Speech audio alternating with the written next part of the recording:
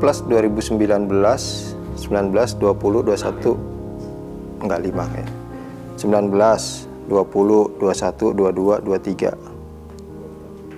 Kan seasonnya 23. 5 tahun. 5 musim plus 2010, 5 tahun. Ya, mungkin yang pertama ada waktunya berakhir, terus ya keinginan saya sampai saat ini sih belum tercapai karena yang Tony harapkan adalah untuk juara liga.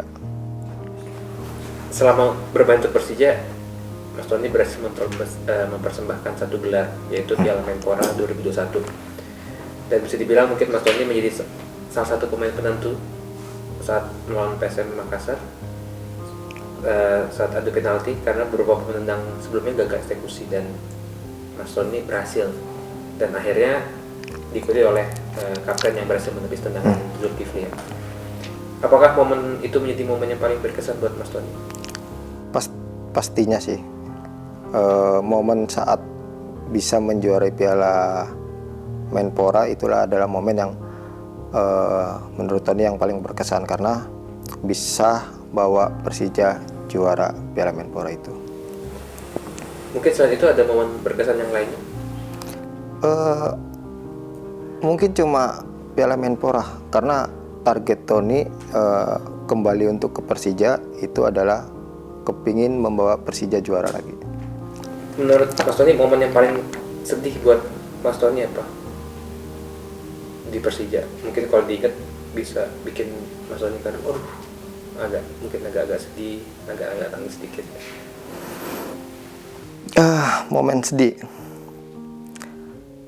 Momen sedih saat Tony pertama kali kembali bermain untuk Persija di 2019 dan Tony masuk. Waktu itu Tony lupa menggantikan siapa pemain. Saat Tony menggantikan pemain dan hampir seluruh stadion itu dengan kata-kata nyorakin. Ya, nyorakin. Tapi Tony percaya itu hanya segelintir supporter The Jackmania, tapi nggak semuanya. Tapi hanya Tony ingin membuktikan bahwa Tony layak untuk kembali lagi ke Persija dan ingin membawa Persija juara. Tapi maaf, sampai saat ini hanya Piala Menpora yang bisa Tony berikan untuk tim Persija dan The Jackmania. Selama berkarir di Persija, mungkin Mas Tony pernah bertemu lawan-lawan yang sulit, tapi bisa ceritain spesifik ya, mungkin pemain siapa yang menurut Mas Tony paling sulit dilawan? Kalau prinsip Tony dan pribadi Tony sendiri, kalau lawan siapapun semuanya sulit, karena tergantung kitanya sendiri gimana menyikapinya. Tapi lawan siapapun Tony menganggapnya sulit. Nggak ada. Karena biar saya itu ngerasa konsentrasi penuh untuk saat pertandingan. Kalau dari timnya mungkin? Tim hampir semuanya sih pasti sulit karena gini, tim siapapun yang lawan Persija itu mengeluarkan 150% hingga 200% karena dia ada rasa kebanggaan, rasa bisa ngalahin Persija, keinginan untuk mengalahkan Persija itu lebih besar.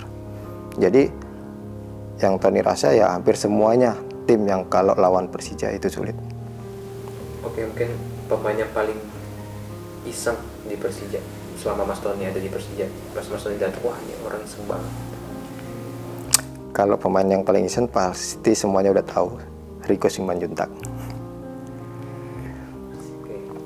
Mas Tony dijuluki ketua RT karena tinggal di Mesawa kan dengan pemain-pemain muda ya. Boleh cerita nggak kenapa dipanggil ketua RT? Karena saat Tony mutusin untuk tinggal di Sawangan, tinggal di Mes, merasa ya semua pemain merasa pemain-pemain muda itu pastinya kan kalau butuh bimbingan pastilah ya, karena pemain muda waktu pertama kali Tony datang ke Sawangan itu banyak pemain-pemain muda dari akademi yang baru naik, jadi mereka juga apa ya, untuk mempersiapkan diri mereka gimana, mengasih tahu untuk persiapan main di liga seperti apa, karena kan pemain yang dari akademi tiba-tiba naik ke liga profesional kan pastinya sangat berat. Dan lagi kenapa dijulukin RT ya, mungkin karena Tony pemain paling senior, terus tinggal di Sawangan itu, jadi pemain yang dituakan lah.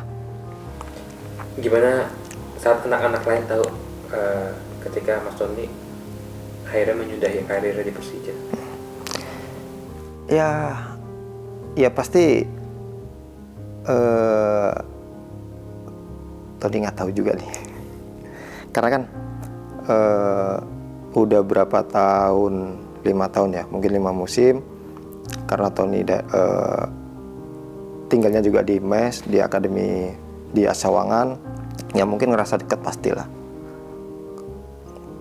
Perasaannya ya ada kehilangan, mungkin sedih pasti. Kalau nggak salah Mas Tony juga udah 4 tahun ya sekamar dengan Niko ya? Enggak, Niko mungkin 2 tahun, jadi Paling lama? nggak ada sih yang paling lama ya Niko. Oke, mungkin Niko kan bisa dibilang masih muda ya. Mungkin ada pesan buat Niko? Ya pesannya buat Niko, bukan hanya buat Niko sih, mungkin seluruh pemain muda, tunjukkan karena kalian udah masuk tim Persija, pastinya banyak pemain yang pengen masuk di Persija. Selalu kerja keras, bawa lambang Monas di dada, itu tidak mudah, pastinya berat, ada cacian, makian, saat kita menang kita disupport, dan saat kita kalah atau main jelek pun kadang ada yang mencaci maki kita. Tapi supporter yang mencintai Persija, yang emang benar-benar mencintai Persija, pasti mendukung siapapun pemain yang bermain di Persija. Jadi manfaatkan buat pemain-pemain muda dan siapkan mentalitas kalian untuk memakai baju Monas di dada. Oke, kita akan berpisah setelah pertandingan terakhir ini. Kira-kira bakalan kangen nggak Mas Tony dengan Persija? Ya kalau kangen pastilah, kangen pasti, karena yang seperti Tony bilang datang awal kembali ke Persija karena Tony masih penasaran untuk bisa membawa Persija juara. Karena saat di 2010-2011 itu hampir juara. Terus ada sesuatu, dan di 2019 akhirnya tawaran itu datang lagi ke Tony. Ya Tony kepingin membawa Persija itu juara. Mungkin nggak saat ini, pasti suatu saat bisa bawa juara. Mas Tony setelah pertandingan PSIS kan ada perpisahan dengan Persija dan Jakmania juga. Udah siap? Siap nggak siap? Pastinya siap. Perpisahan itu apa ya? Biasalah dalam sepak bola. Tapi pastinya suatu saat Tony bakalan kembali lagi untuk Persija. Kalau boleh tahu berikutnya Mas Tony kemana Mas? Untuk saat ini sih Tony belum mikir untuk kemana-kemananya, tapi masih di dalam sepak bola karena masih ada rasa keinginan bermain. Tapi setelah pertandingan tanggal 30, Tony mau fokus untuk sekolah kepelatihan lisensi CP. Oke Mas, mungkin terakhir pesan buat Jakmania. Oke, pesan buat The Jakmania. Terima kasih buat The Jakmania yang bisa menerima Tony kembali dengan lika-liku yang 5 tahun ini. Tony minta maaf hanya bisa mengasih gelar juara Piala Menpora. Selalu dukung Persija dimanapun berada, dan Tony tahu dan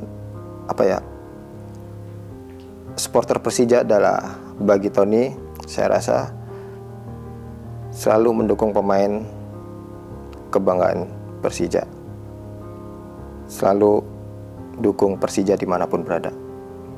Sehat.